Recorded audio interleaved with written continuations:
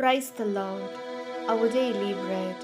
Psalms chapter 119, verse 133. Establish my footsteps in your word. Don't let any iniquity have dominion over me. O Almighty God, thank you for giving this wonderful verse. May your presence showers on us. O Lord, bless us so that we may not only hear your word with our ears, but also understand it with our hearts. Practice it in our lives. Give no place to evil and evil deeds. Meditate on your word daily. Proclaim it to others and live and help others live. We ask this in the name of Jesus Christ. Amen. அன்றாட உணவு. திருப்பாடல்கள் அதிகாரம் 119 இறை வார்த்தை 133.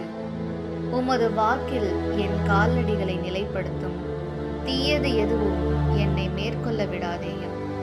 அன்பின் தகப்பனே, இன்றைய நாளிலே இந்த இறை மன்னாவை கொடுத்ததற்காக நன்றி ஆண்டவரே. இறைவா, உமது வார்த்தையை எங்கள் காதால் மட்டும் கேட்காமல் அதை உள்ளத்தால் உணர்ந்து வாழ்வில் அதை கடைபிடித்து தீமைக்கும் ஊனியல்பின் செயல்களுக்கும் இடம் கொடாமல் உமது வார்த்தையை அனுதினமும் தியானித்து மற்றவர்க்கு அதை அறிவித்து நாங்களும் வாழ்ந்து பிறரையும் வாழ வைக்க எங்களை ஆசிர்வதியும். ஆமீன். അന്നുള്ള ഭോജനം. സങ്കീർത്തനങ്ങൾ 119 അധ്യായം 133 വാക്യം. അങ്ങയുടെ വാഗ്ദാനം അനുസരിച്ച് എൻ്റെ പാദങ്ങൾ പതരാതെ കാക്കണമേ. അകൃത്യങ്ങൾ എന്നെ കീഴടക്കാൻ അനുവദിക്കരുതേ.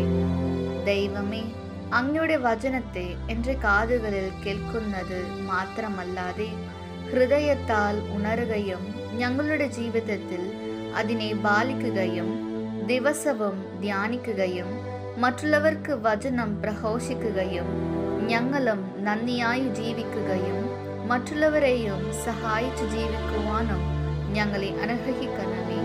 ആമേൻ.